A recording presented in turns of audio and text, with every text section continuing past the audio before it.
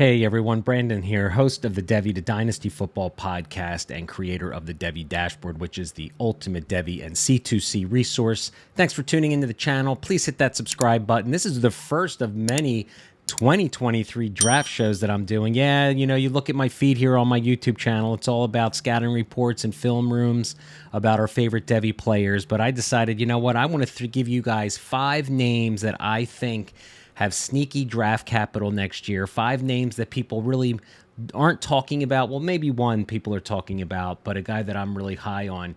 But I think there's players every year that go to the NFL draft, right, that end up kind of shocking us on draft day, right? Players like Tyron Davis-Price, Tyquan Thornton, Velus Jones and Hassan Haskins this time last year. No one ever thought would actually be in the discussion in the rookie draft, right? And James Cook from Georgia, right? Another player this time last year. Trust me, I've been playing Devy for 5 years. There was nobody talking about James Cook getting draft capital last year, and we saw what happened. So every year there's these players that are out there that no one really thinks about because of the echo chamber and Twitter or just, that's just the way it goes. So I'm trying to break that mold. This is maybe a way too early, 5 sleepers that you can basically get right now if you're in an upstart Devy league or in a C2C supplemental draft that you can get relatively cheap, maybe except for one guy that I'm really high on. But most of these players are kind of off the radar right now as far as getting draft capital next year. So I figured, you know what? I'm going to throw my hat into the ring and give you guys 5 names to keep an eye on. All right. So let's jump right in. The first guy that I really like, I actually talked about him on my podcast last week with my co-host Jason DiRienzo of the Devy Watch, and that was Rashaan Johnson, running back from Texas. Love this kid, man. He's 6'2", 233 pounds, big kid. And what do I like about him? Well, I think he's like an asset on Texas that's maybe overlooked because we all love Bijan Robinson. He should be the guy next year, the #1 back taken in the NFL draft. And then in the Devy and C2C community, everyone's kind of leapfrogging Johnson and thinking of Jadon Blue, who is an incoming freshman who's got possibly an exciting future in Texas. But in between the sandwich is Rashaan Johnson, who came to Texas his freshman year really as a quarterback recruit, ended up playing in the running back room due to injuries and other reasons, and really hasn't looked back. And he's been a great backup for Bijan Robinson. And when given the opportunity, I feel like this guy has flashed, right? What I like about him, too, he's #1, he's got that size. He's got power.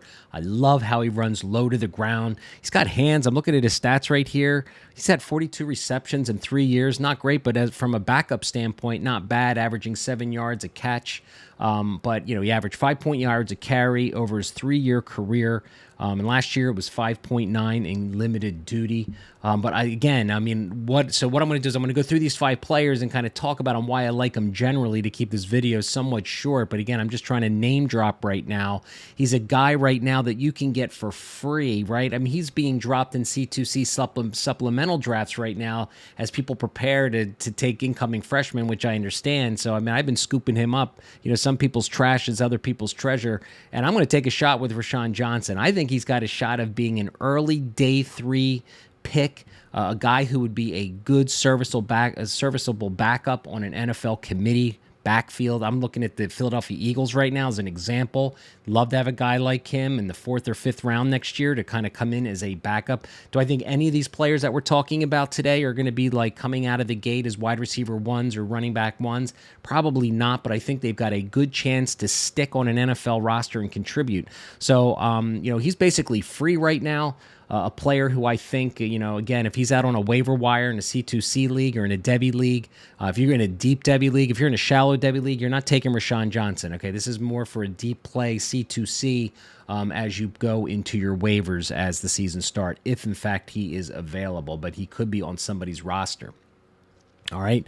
Second running back I want to talk about today is Kenny McIntosh of Georgia. 6'1", 210 pounds. Last year he ran the rock for 58 times, 328 yards, and had 5.7 average, right? He also caught 22 balls last year for Georgia. Now he's going to get a great opportunity this year sharing the backfield with Kendall Milton.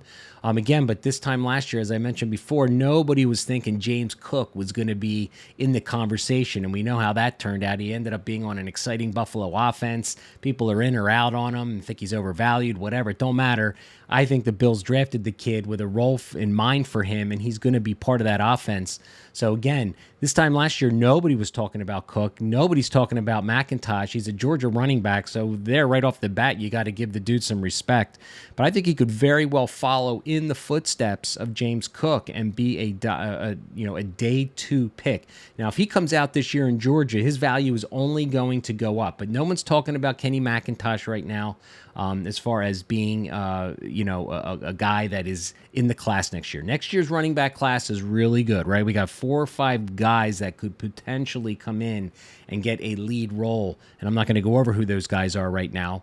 But I think playing along Kendall Milton this year, I think he's got a really, really good opportunity to increase his draft stock. So overall, I've got him 13th in my running back ranks on my Devy dashboard. I've got him ranked 6th in the class. As far as draft capital, I think he could potentially get a day 2, late day 2, maybe early day 3. If he comes out in Georgia and kills it and, gets 50 receptions and can average 5.5 yards a carry and show some ability to run effectively in between the tackles, stock up for Kenny McIntosh, because like I said, he's got that size, 6'1", 210, probably be closer to 215 by the time the draft comes. So Kenny McIntosh is a guy that I'm looking forward to seeing how he goes this year. And as we know in Georgia, they sprinkle the ball to a couple different guys, but they give those senior guys the opportunity, just like Zamir White last year.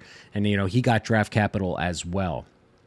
All right, so I'm going to talk about 2 receivers right here. My first receiver I want to talk about is Tyler Harrell. He transferred from Louisville to Alabama, 6 foot, 194 pounds. Now, there's a lot of people who are going to be out on Tyler Harrell. I get it. He's been in the league for 4. He's been playing college football for 4 seasons. I believe this is going to be his 4th season, maybe his 5th season. He was a redshirt early in his career. He didn't play in 2019 or 2020, probably to COVID and injury. But this kid's all about speed. Now, he was clocked apparently last year preseason at Louisville to run a 4.1940. So what I'm thinking is he's going to Bama. When Nick Saban wants you, my ears perk up, okay? They brought in Burton as well in that Bama wide receiver room, but they like this kid's speed, and I think maybe speed is something that they could possibly be lacking in their last 2 recruiting classes, although you wouldn't think that with JoJo Earl and other players that I'm sure have speed. But, man, they've welcomed Harrell into the wide receiver room. He's being welcomed by the coach and all the players, and I think stock up. Last year for Louisville, he had 20 receptions, 559 yards, and 6 TDs. Go watch his highlight film on YouTube, and you will see that this kid could potentially turn into a special wide receiver with that speed. He's got the size, 6 foot, 6'1". I've seen at different places, 194 pounds. Decent size, but he is a blazer. So, for me, I'm looking at a guy like that. Some people are just late to the party, right? I know there's people who are going to be out. There's no early production. I get it. I'm not one of those guys. To me, it's all about what I see on the film. And if there's just guys that are late bloomers, right? So, overall right now, I've got him 19th in my Devy dashboard wide receiver ranks, and I've got him ranked 10th in the 2023 draft class. And I have a feeling it's going to be higher than that. But this kid I'm excited about. If he comes in there and Saban trusts this kid and he can get off press coverage and he can get open in space with the ball in his hands, he could be electric, and he could be talking about maybe day 2 draft capital next year. As we know, the NFL is all about speed, all right? So another player that I'm really high on, probably isn't really a sleeper so much, maybe shouldn't be in this list, but nonetheless, anytime I can talk about one of my favorite wide receivers in the class, I'm going to do it. It's my show, so I can. Is Cedric Tillman, Tennessee wide receiver, 6'3", 215 pounds. Another kid that the analytics crowd are going to fade because of lack of early production. He's going into his 5th year right now as a senior at Tennessee. Had very little production early in his career. In fact, before this year, he had 8 catches his first 3 years at Tennessee. But last year, he busted out for 64 yards, 64 receptions, 1,081 yards. 12 TDs, averaging 6.9 yards a catch.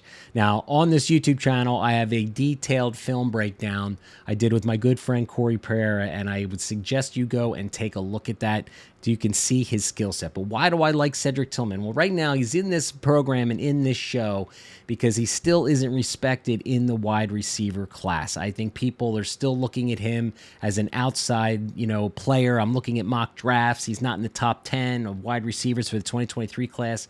And personally, I think that's nuts. I think this kid is going to be one of the biggest risers in the NFL draft next year.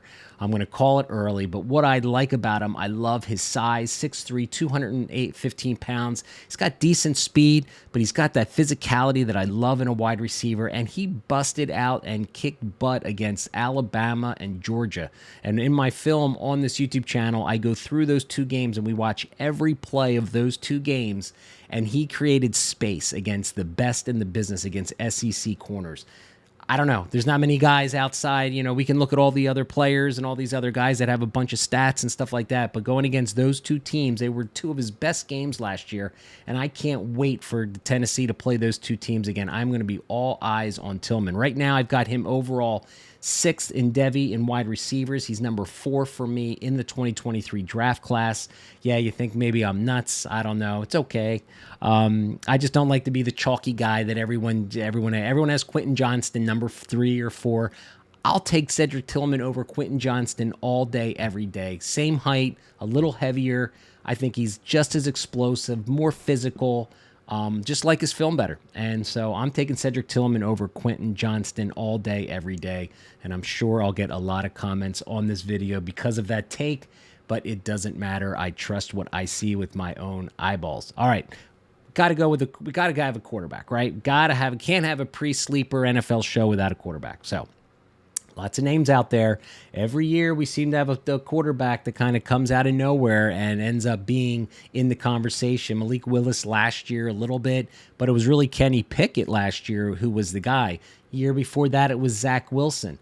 I'm going back to BYU for my sleeper NFL 2023 quarterback, and I am going to select Jaren Hall out of BYU. Now, he's 6'1", 205 pounds. Last year, he threw the ball for 22,583 yards, 20 touchdowns, and 5 interceptions. Again, he is going to be a fourth-year senior. He did not play early in his career at BYU. He is an older prospect because he went on a mission for his church or whatever, so he was late to the party. Zach Wilson left. Jaren Hall comes in last year and really had a respectable season with those stats that I just laid out there. But I'm telling you, you go watch the film. There's somebody on YouTube that cut up almost every one of his plays. I like what I see. Look, we all know when it comes to the quarterback, especially after what happened in the 2022 draft this year in April, right? You know, we got Sam Howell and all these Devy guys, all these quarterbacks we thought were getting first-round draft capital, and nada. And Kenny Pickett probably won't even play this year, and that's probably a good decision. So Jaren Hall, right, because next year in the draft class, we got Stroud and Young and nobody else, right? We got Anthony Richardson from Florida, Van Dyke from, Miami. We got a couple other names that are kind of escaping me right now. Hooker from Tennessee. We just talked about Tillman, the guy throwing him the ball. But out of all those players, I've watched a lot of film. I love Jaren Hall. I think this kid has just got the moxie. I like his scrambling ability. He seems to scan the field. And as we know with these quarterbacks, it's all in here, right? This is 90% of it, right?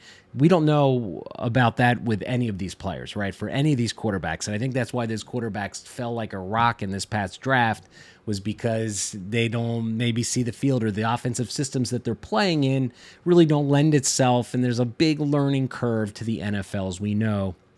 It's really difficult to play quarterback in the NFL. But Zach Wilson came from this program. Jaren Hall looked really good, and if Jaren Hall comes out and throws over 3,000 yards, 30 TDs, and keeps his interceptions to a minimum and can spread the ball around with his mobility and toughness, love myself some Jaren Hall. So I got him ranked overall number 8 in my Devy ranks of quarterbacks. Got him ranked number 5 in the class, but it may go up just a little bit more. Possibly be a first rounder. I think he could possibly sneak into that first round. It's early. We don't know. This is all speculation, just like every other analyst out there. We're just having fun with this. But Jaren Hall, if you don't have him, I've gobbled up 3 or 4 shares in my supplemental C2C drafts and a couple Devy startups. I like myself some Jaren Hall because every year we have somebody who emerges out of nowhere, and everyone's kind of trying to guess who that guy is. And I'm going to put my flag on Jaren Hall as the guy that ends up coming out of the woodwork and getting maybe that NFL draft capital, who's at least in the conversation of possibly being able to be a starter, kind of like Ritter in Atlanta. got the, day 2 draft capital and may or may not start over Mariota, but we'll have to see. So there you got it, man. Those are my 5 early 2023 draft sleepers. Hope you enjoyed the show. Again, I'm going to be doing Devy work. I'm going to be doing Dynasty. We're going to have start sits all through fall ball for your favorite C2C and Devy. I got so many plans for this channel. It's unbelievable stuff that I don't think a lot of people are doing. At least I don't think so. But anyway, thanks for watching. And I'll talk to you soon. Bye.